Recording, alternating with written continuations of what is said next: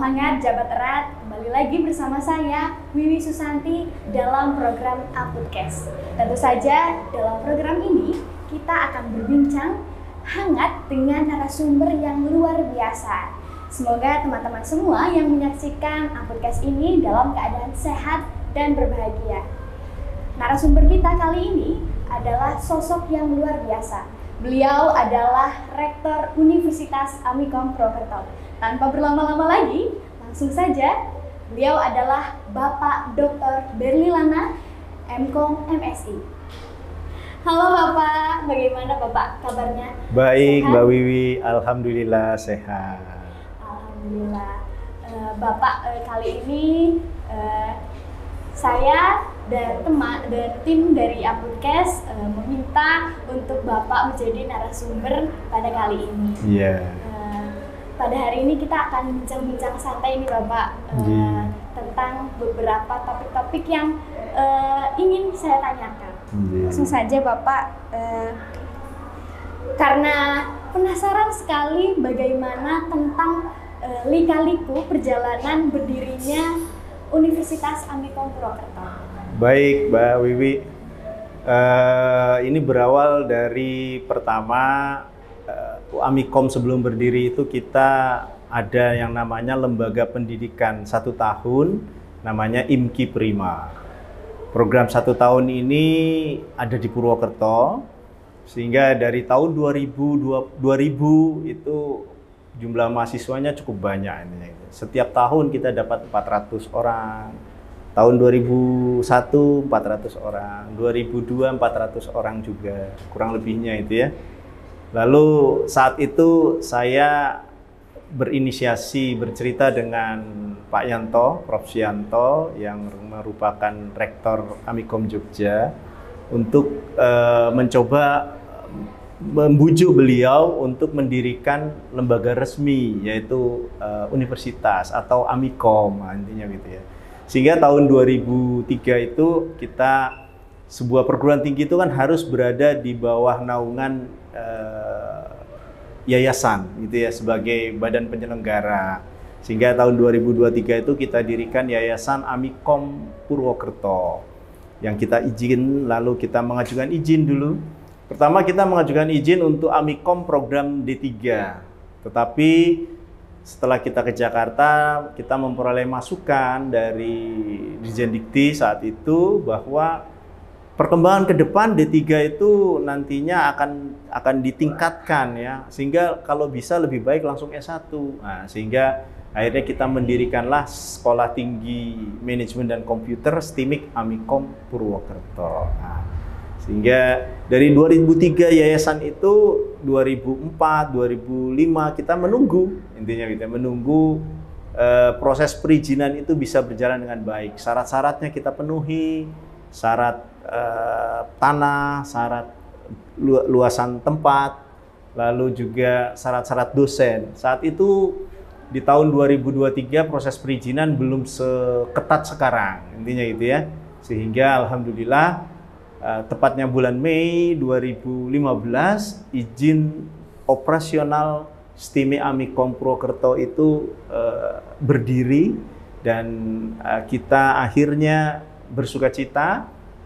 Walaupun saat itu tempat tahun 2005 itu kita masih menumpangnya di lembaga pendidikan yang 1 tahun IMKI, intinya itu ya. Karena keluar izin bulan Mei, sehingga kita pada saat itu belum sempat untuk promosi kepada calon-calon mahasiswa baru. Ya, kita hanya promosi seadanya. Kita juga promosi ke mahasiswa IMKI yang program 1 tahun. Sehingga alhamdulillah tahun pertama kita memperoleh mahasiswa 65 orang. Untuk tahun pertama di 2005, intinya gitu ya. Nah, inilah cikal bakal berdirinya STIMIK Amikom Purwokerto, yang akhirnya dalam perkembangan karena kita dipercaya oleh masyarakat, dipercaya oleh dunia industri, dipercaya oleh stakeholder yang ada, sehingga perkembangan STIMIK Amikom semangat luar biasa. Tahun 2010 kita akhirnya bisa membeli dan mendirikan kampus di Jalan Pol Sumarto ini yang sekarang menjadi universitas. Dan di tahun 2019 kita beralih bentuk dari sekolah tinggi menjadi Universitas Amikom Purwokerto yang kita sekarang rasakan. Begitu Mbak Wiwi. Berarti perjalanan dan lika-liku yang sangat luar biasa ya Bapak. Iya, alhamdulillah. Dari awalnya 65 mahasiswa, sekarang sudah mencapai ribuan ya Bapak? Iya, sekarang mahasiswa kita student body aktif itu 3.214 mahasiswa baru. Ini anugerah dan rahmat dari Allah intinya gitu ya. Karena bentuk kepercayaan dari masyarakat, sehingga bagaimana caranya kami di Universitas Amikom Purwokerto bisa menjaga kepercayaan tersebut sehingga Universitas Amikom Purwokerto bisa terus berkembang dan bisa mencerdaskan kehidupan bangsa. Amin Bapak. Boleh juga Bapak saya bertanya bagaimana awal mulanya program studi di Universitas Amikom Purwokerto ini kan ada fakultas komputer, kemudian menjadi ada fakultas baru, yaitu fakultas bisnis dan ilmu sosial, ada ilmu komunikasi, bisnis digital, dan D3 bahasa Inggris. Mungkin boleh diceritakan juga Bapak sharing supaya mahasiswa baru maupun mahasiswa Universitas Amikom Purwokerto tahu mengapa ada program studi terbaru ini. Baik. Ya, karena cikal bakal kita kan STIMIK Amikom ya. Dulu program studi kita Teknik Informatika dan Sistem Informasi. Ada 2 program studi andalan kita. Terus saat itu sebenarnya dari sekolah tinggi kita ingin berubah bentuk menjadi institut intinya gitu ya. Untuk menjadi institut sehingga kita mendirikan satu program studi komputer lagi yaitu program studi Teknologi Informasi. Tetapi perjalanan ini saya katakan sekali lagi ini rahmat dari Allah, kemudahan-kemudahan yang diberikan oleh Allah kepada kita. Ternyata saat itu ada kebijakan dari pemerintah bahwa anjuran pemerintah untuk bisa memerger perguruan tinggi yang satu visi, yang satunya kurang berkembang dengan baik sehingga bisa bergabung untuk membentuk sebuah wadah lagi. Akhirnya Universitas STIMIK Amikom saat itu kita merger dengan salah satu akademi bahasa asing di Jogja, namanya Aba Cinema Yogyakarta, di mana program D3 di sana yang kurang berkembang, akhirnya kita ajak bergabung dengan kita, sehingga kita mendapatkan insentif khusus dari pemerintah untuk bisa menjadi sebuah universitas, intinya gitu ya. Dan kita diberikan kesempatan untuk membuka dan menambah program studi baru, sehingga kita akhirnya mengajukanlah program studi yang sangat prospektif seperti ilmu komunikasi dan bisnis digital. Nah, inilah perkembangannya dan ternyata memang luar biasa. Kita satu perguruan tinggi pertama di Jawa Tengah yang memiliki program studi bisnis digital yang pertama ya. Terus kita menjadi program studi menjadi PTS pertama di wilayah Purwokerto dan sekitarnya yang memiliki program studi ilmu komunikasi. Nah, ini sangat luar biasa sehingga masyarakat di wilayah Purwokerto dan sekitarnya program studi ilmu komunikasi dan bisnis digital ini adalah program studi yang sangat prospektif. 5-10 tahun ke depan menjanjikan sekali perkembangan di dunia kerja maupun di dunia usaha. Amin, amin Bapak. Semoga cita-cita dari Universitas Amikom Purwokerto ini bisa terwujud oleh mahasiswanya juga. Berbicara mengenai suksesnya Bapak menjadi seorang rektor di kampus kita tercinta ini di Universitas Amikom Purwokerto, sebenarnya saya ingin tahu Bapak, cita-cita Bapak apakah dari dulu memang ingin mendirikan sekolah universitas ini atau memang sebenarnya ada cita-cita lain Bapak?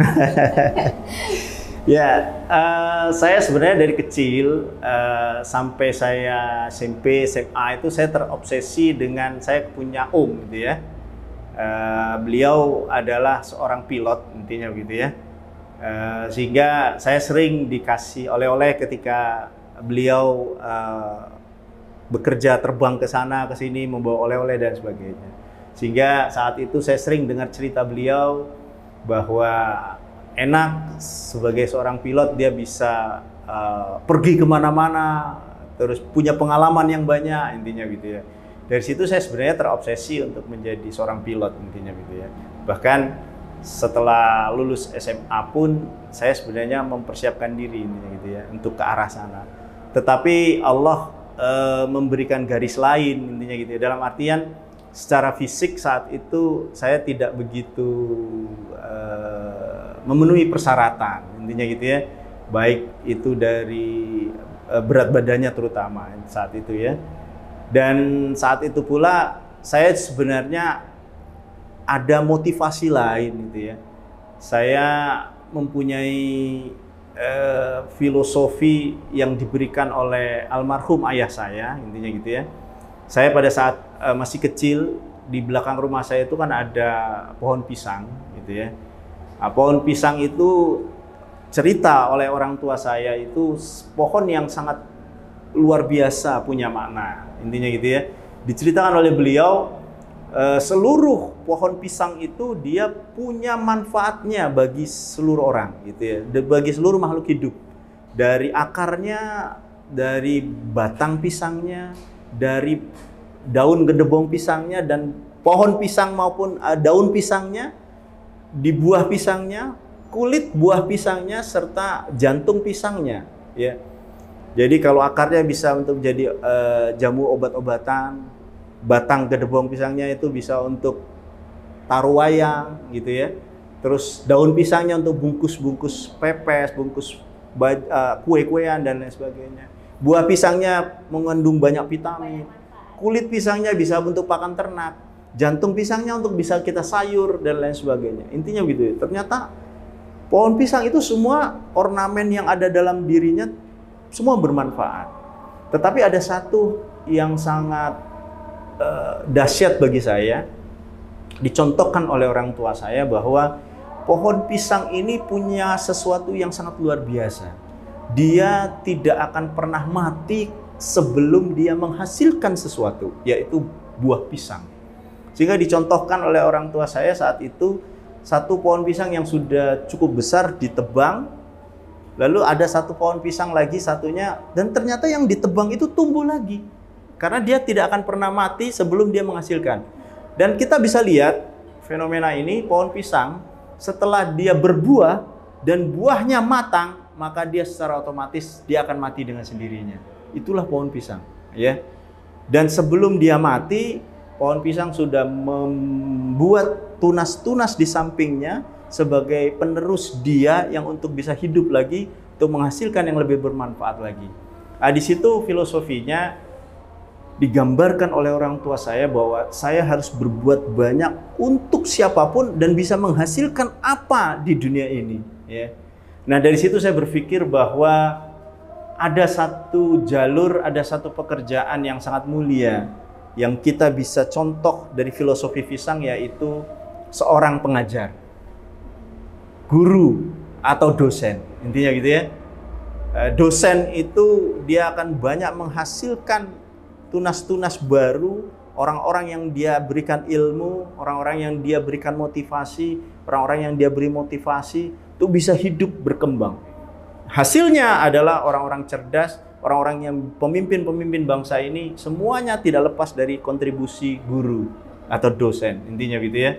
Sehingga itulah yang membuat akhirnya saya memutuskan ketika setelah lulus SMA saya bergabung di lembaga pendidikan, karena saya berharap dari lembaga pendidikan inilah saya bisa berbuat banyak, bisa menghasilkan sesuatu yang banyak, sehingga saya bisa mendidik, baik mendidik anak saya secara langsung maupun anak-anak didik saya yang ada di lembaga pendidikan tersebut. Gitu Mbak Wiwi. Luar biasa sekali teman-teman, cerita dari Pak Berli yang sangat menginspirasi dari filosofi pohon pisang. Oke Bapak, mungkin bisa dilanjut tentang sekarang ini Bapak kan sedang menjalani profesi sebagai Bapak Rektor Universitas Amikom Purwokerto. Barangkali teman-teman mahasiswa, penonton ingin tahu sebenarnya Bapak, di balik kesibukannya Bapak menjadi seorang rektor, sebenarnya rutinitas atau hobi apa sih yang Bapak tekuni sekarang-sekarang? Ya, baik Mbak Wiwi. Pada saat pandemi, gitu ya, pada saat pandemi di awal-awal tahun 2020 intinya gitu ya, saya terakhir Ingat sekali bulan Februari itu terakhir saya perjalanan ke luar negeri ke India saat itu. India transit ke Thailand di Bangkok intinya itu ya. Di saat itu sebenarnya COVID itu sudah mulai melanda intinya gitu ya. Dan saat itu sudah banyak sebenarnya delegasi Indonesia yang sudah mulai ada beberapa yang ragu-ragu untuk berangkat atau tidak ya. Dan saya sudah menyaksikan betul betapa ketatnya kita diperlakukan di bandara pada saat itu ya. Terakhir itu saya keluar kota dan bulan-bulan April sebenarnya saya juga ada dapat undangan dari di Universitas Kairo di Mesir intinya gitu ya. Saat itu bahkan kita sudah mengajukan visa ke sana, paspor apa dan semuanya sudah kita urus, tiket sudah tinggal kita beli saja dan sebagainya. Tapi kita ingat bahwa bulan April itu seluruh dunia lockdown intinya gitu ya, sehingga akhirnya kan semua tidak bisa kemana-mana intinya gitu ya. Nah dari kondisi seperti itu akhirnya itu kan merubah ritme kegiatan, ritme mobilitas kita dan lain sebagainya intinya gitu ya. Nah, saya punya hobi itu memasak intinya gitu ya. Iya memasak gitu ya. Akhirnya di rumah itu saya kadang-kadang kalau istri saya lagi pengen istirahat, terus mbaknya yang di rumah yang bantu-bantu tidak datang atau pingin lebih santai intinya gitu. Yang masak saya dulu intinya gitu ya. Untuk mengisi kesibukan intinya gitu ya. Terus yang kedua, saya juga punya hobi beternak ayam. Intinya gitu ya. Saat awal-awal mau lockdown itu saya minta dibuatkan teman-teman karyawan kandang ayam intinya gitu ya. Saat itu saya hanya sebenarnya ingin cari kesibukan rutinitas supaya saya tidak jenuh. Yang biasanya saya punya rutinitas mobilitas tinggi, keluar kota paling tidak seminggu itu 1-2 kali, tapi pada saat lockdown semua tidak boleh, kita harus WFH. Akhirnya kan rutinitas seperti itulah ya yang saya gunakan. Tiap pagi saya bisa ngasih makan ayam dan lain sebagainya, melihara yang rutinitas yang selalu terjaga.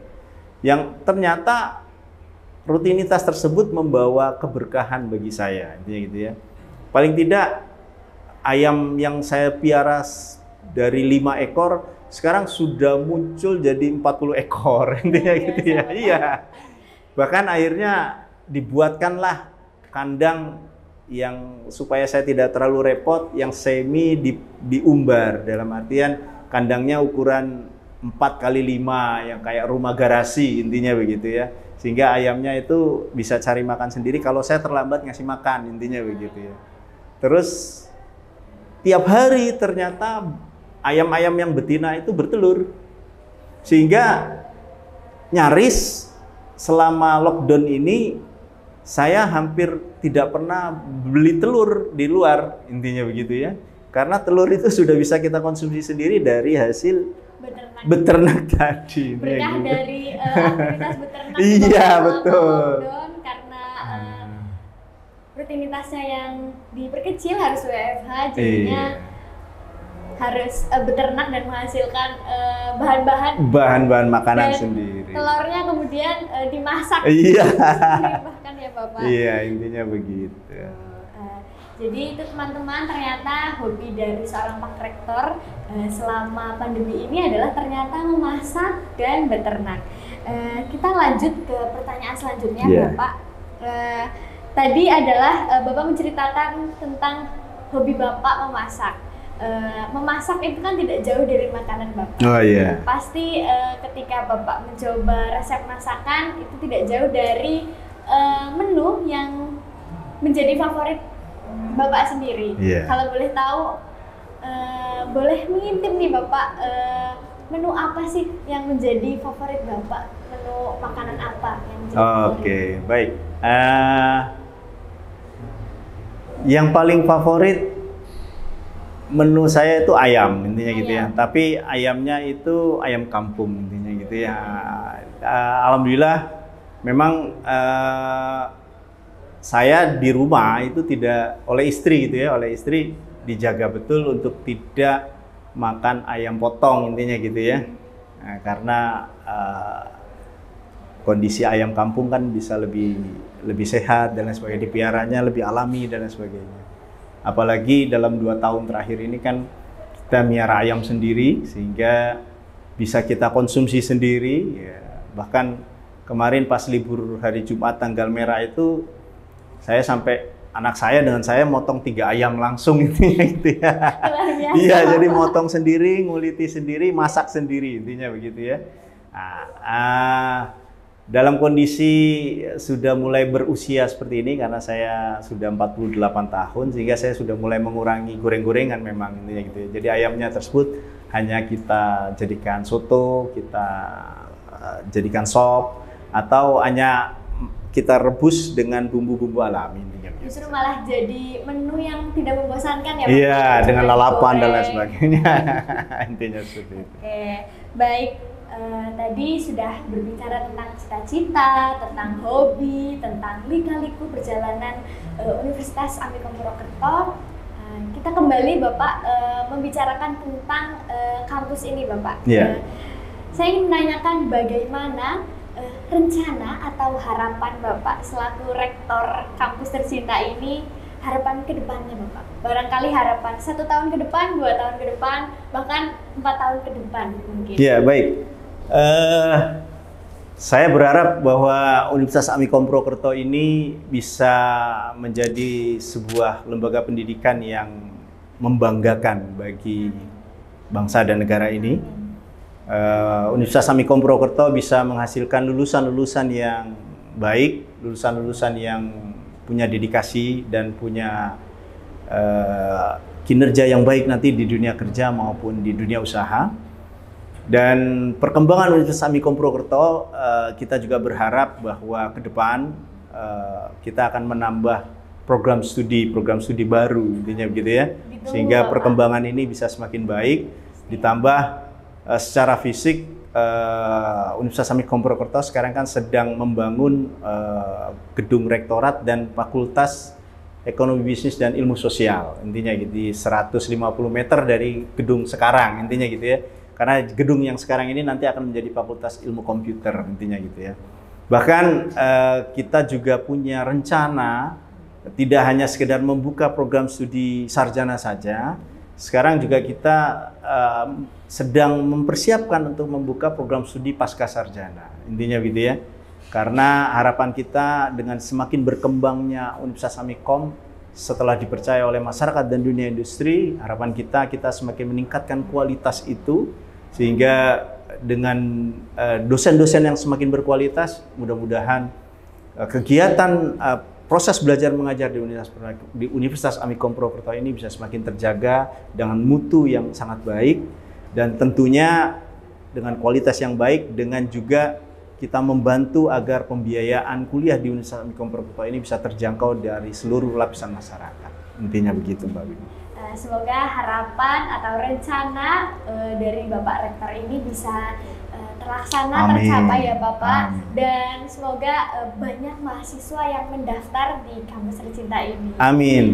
Terus, kemudian Bapak, terakhir sebelum menuju ke penutup, boleh Bapak memberikan pesan untuk mahasiswa, dosen, dan warga Universitas Amikom Purwokerto agar mereka tahu nih pesan dari Bapak Rektor itu apa? Baik,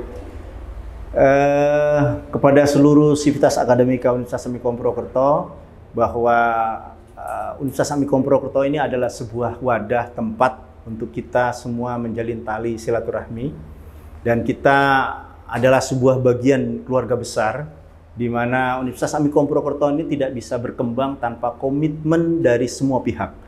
Dari komitmen saya, komitmen teman-teman dosen, komitmen dari teman-teman karyawan dan tenaga pendidikan, dan komitmen juga dari adik-adik mahasiswa. Bahwa Universitas Amikom Purwokerto kita adalah sebuah universitas yang dulunya kecil, dulunya tempat saja itu menumpang, lalu meningkat tempatnya menyewa. Sekarang meningkat lagi, kita sekarang sudah punya tempat sendiri, dengan gedung sendiri, dengan fasilitas yang sudah lengkap. Sehingga ini merupakan tantangan bagi kita untuk menjaga kualitas itu dengan baik, sehingga kepercayaan masyarakat dan dunia industri bisa kita jawab dengan prestasi dan langkah nyata agar kita bisa berbuat banyak untuk kemajuan bangsa dan negara. Itu teman-teman pesan dari Bapak Rektor kita yang luar biasa. Bapak, 3 kata untuk Universitas Amikom Purwokerto Bapak. 3 kata tentang kampus ini. Baik. 3 kata saja. Kreatif. Kreatif. Spirit. Spirit. Sukses. Baik. Kreatif, spirit, sukses. Itu dia bincang-bincang kita pada kali ini bersama Bapak Rektor. Semoga pesan-pesan dari beliau bisa menginspirasi kita semua. Teman-teman semua, kita sudah di akhir obrolan pada kali ini. Semoga semuanya bisa bermanfaat dan kita bisa diberi kesempatan lagi Bapak untuk melaksanakan program-program lain, misal bisa masak bareng sama. Oh, boleh.